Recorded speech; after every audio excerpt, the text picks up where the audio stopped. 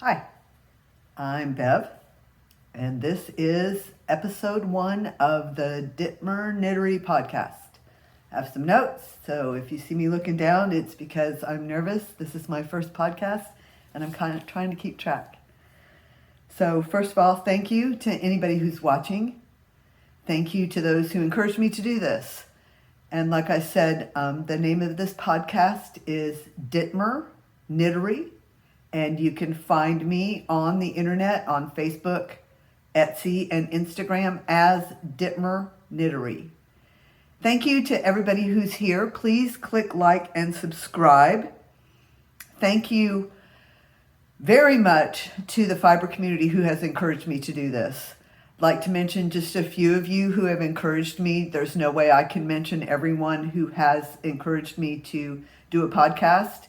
I'd like to mention Kim, the Crafty Nomad, Priscilla of Distinctive Crochet, Jeanette, DOYCreations, Setta of Setta's Place, Pam at Pamela's Knit and Crochet Corner, Marianne, the Crochetty Clogger, Katie Green Bean, Pen, Hook, and Needles Podcast, and Limon, to name just a few. There are so many of you who have made me feel as though I am part of the community and made me feel as though it's time for me to talk about what I make and to be even more a part of this fiber community.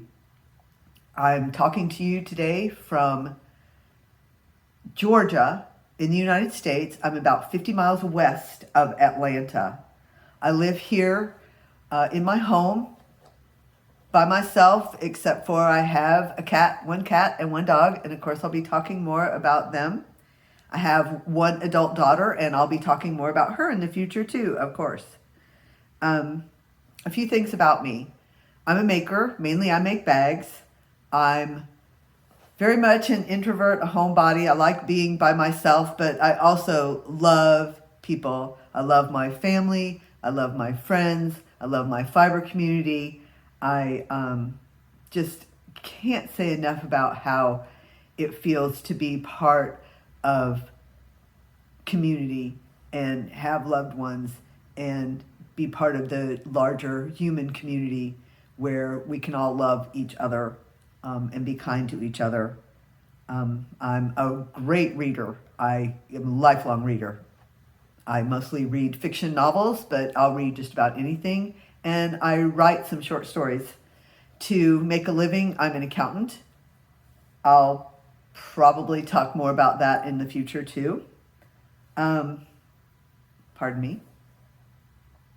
I discovered that we are all artists when I discovered the artist in myself. And that happened when I gave myself permission to make anything that I wanted to make. I had a break from work about 10 days over a Christmas break. This was 2013, and I knitted and felted some bags, and they turned out really nice. And that started my journey of design. I had been making bags for a long time, but that was the first time I designed something, and that I just let it happen, and it was very rewarding. So that's when I realized that happened to me without me even knowing it could happen. That artistic spirit in me awoke and allowed me to design and create bags and become even more artistic as the years have passed. And that made me feel like, well, if that can happen to me, then everybody must have something of that in them. And I believe we do. And it doesn't matter if you're good at it. I mean, write poorly, draw badly, dance as if no one's watching. It's not a contest. It just feels good to make things and to let other people see them and to see what other people have made and to be inspired by that. So mainly I design and make felted bags. That's probably about, in the last few years, in the last 5 or 6 years, that's probably about 80 to 90% of my making, just because that's what was most rewarding. And I devoted a lot of time to that, to try to get good at it. And so I was in an art festival in 2013 and then again in 2014, Mecca Fest. That's a major art festival in the area where I live. And I was fairly successful. I was also in that festival last year and then it was canceled this year. But that's why I was so focused on making those bags, is I was able to sell them. And now that we kind of have a break from being able to sell things, I would really like to make other things, more shawls and hats and scarves and mitts. And I would like to learn to draw, not to be a great artist or even be a skilled illustrator, but just to be able to lay out projects, to get an idea from the inside of my head to a piece of paper and then onto the actual project that I'm trying to make. That is to translate the idea from a thought to paper and make that spatially correct and have ideas about how to transfer my idea to my project. That's why I want to learn to draw. And I've been, of course, I bought some supplies. This is the first place you start.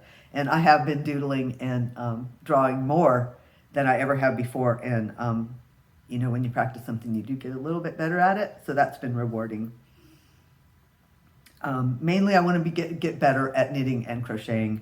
I crocheted for probably 20 years, at least 20 years, maybe more like 30 years before I learned to knit.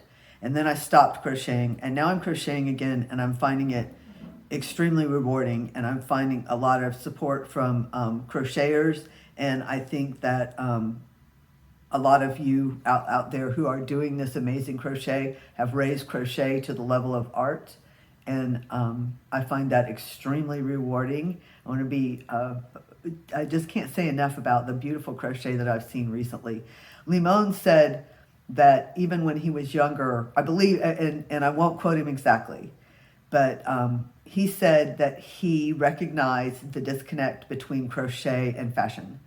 And I think that many crochet artists working now have made that connection between crochet and fashion and have made the connection between crochet and art.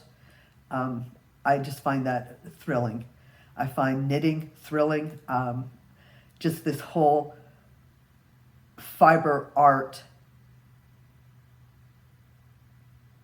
community and the things that are going on in the community now are just so exciting, and it's exciting to be a part of that. That's what I was trying to say. Sorry to stumble over my words. So I guess the other thing I wanted to say today is to talk about why I decided to do this right now, today, this moment. Well, for one thing, it's my birthday. I'm 62 years old, and if I'm not going to do it now, when am I ever going to do it? And I wanted to introduce myself. Can't emphasize enough how welcome I feel here. Thank you, thank you, thank you so much. Please click like and subscribe. I think there is a place for new content. I think there's a place for my content. And I don't know how I could be more ready. This is what I wanted to do for a long time, and I think that this is a really good place for me to start. So to close out, I'm going to show you a few of the bags that I've made. Just real quickly, so you have an idea of what I do when I talk about that mainly I make knitted felted bags. You'll know what I'm talking about. This is a bag that I made several years ago. It has this lamb on it. Now, I knit the bag, and then I embroidered this lamb and everything else that you see here on there. So the bag was knit in these colors, the brown, the green, the blue. And then I embroidered this white lamb on there. And then on the other side, I attached this button, this pretty old button from my button stash. So that's one bag. It has a long strap, and the way I make the straps, many of them can become a crossbody bag. Well, because of the way the strap is adjustable.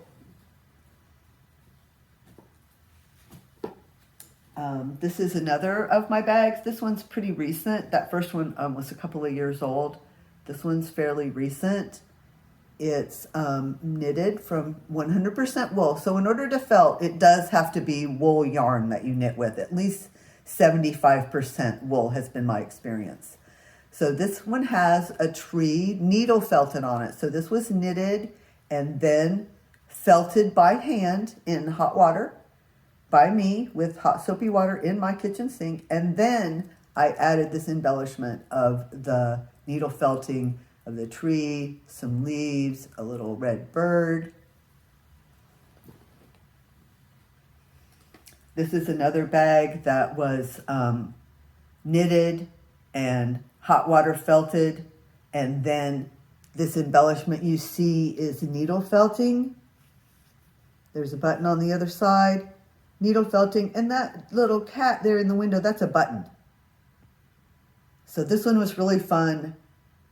Knitted, yes, this was knitted on my knitting machine. I will talk more about that too, of course. It does have the adjustable strap.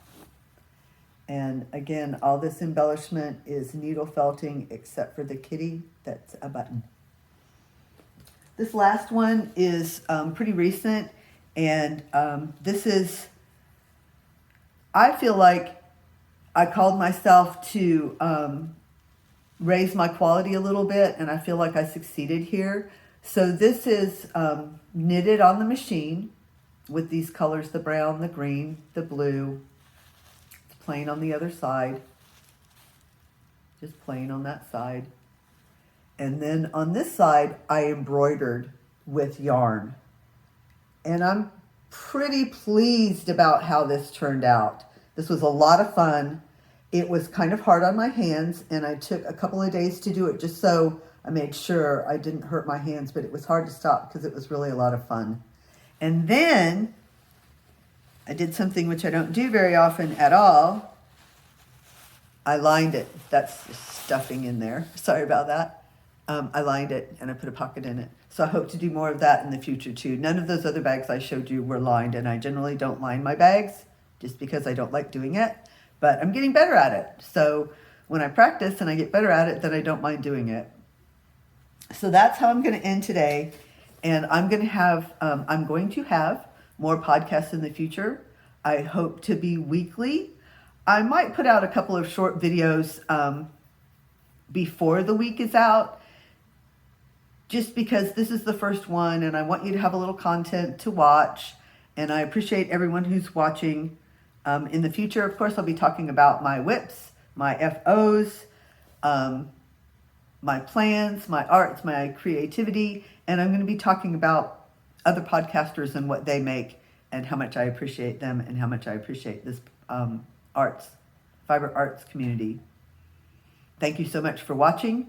I'll see you again soon. Again, you can find Dittmer Knittery on the internet, on Facebook, Etsy, and Instagram. Thanks a lot. See you soon.